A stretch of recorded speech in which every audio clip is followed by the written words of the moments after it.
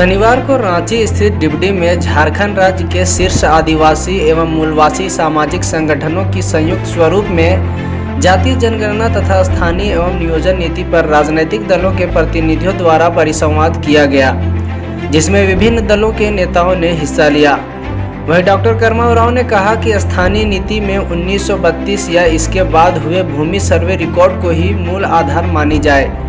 इसके साथ ही उन्होंने कहा कि वैसे राजनीतिक पार्टी को खदेड़ देना है जो यहाँ की जनता की बात नहीं करेगी, जो यहाँ की मूलवासियों की सुरक्षा की बात नहीं करेगी।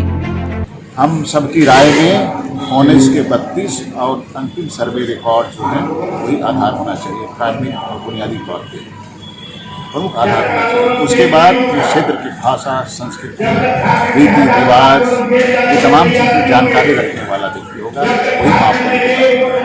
अभी बुनियादी तौर से हम यही तय किए और जितने भी लोग हैं जो इंडिजियस नहीं है उनका कोई अधिकार नहीं, लेकिन हम तो यही कह रहे हैं कि अब आंदोलन का सन्निगर्निश हो चुका है।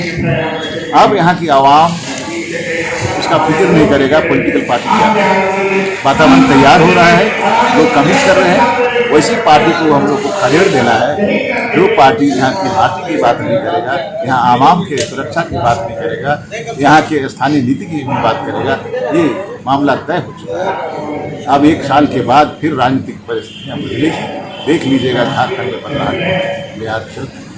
वहीं समाज सेवी दयामणि बारला ने भी कहा कि 1932 को ही आधार मानकर नियोजन नीति और स्थानीय नीति लागू की जाए। देखिए, स्थानीय नीति और नियोजन नीति का जो वो जो मांग है वो जायज़ मांग है कि 1932 का खतियान को आधार बनाते हुए नियोजन नीति और स्थानीयता नीति मैंने उसको परिभाषित किया जाए।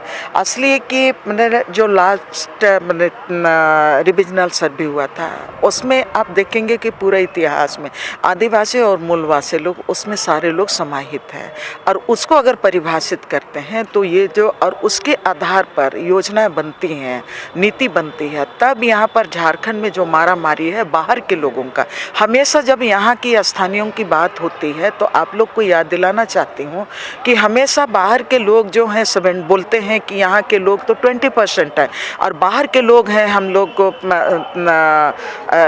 30% है, यहाँ के हैं, बाहर के हम लोग 70% हैं।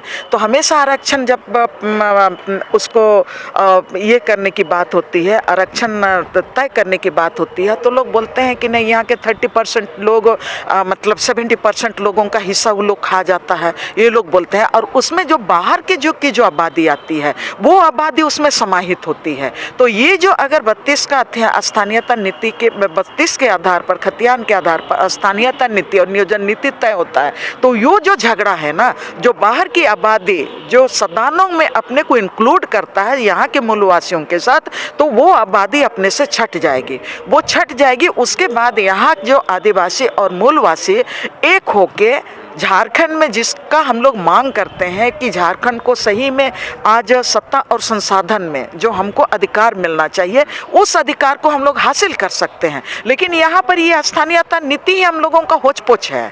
तो होच-पोच है तो ये होच-पोच में ही मतलब हम लोग एक नहीं हो पा रहे हैं, ये सच बात है। अब 2000 के से लगातार आप देखेंगे तो यहाँ के आदिवासी एक तरफ हो जाते हैं, मूलवासी एक तरफ हो जाते हैं, वो मैंने बाहर की आबादी के साथ चले जाते हैं।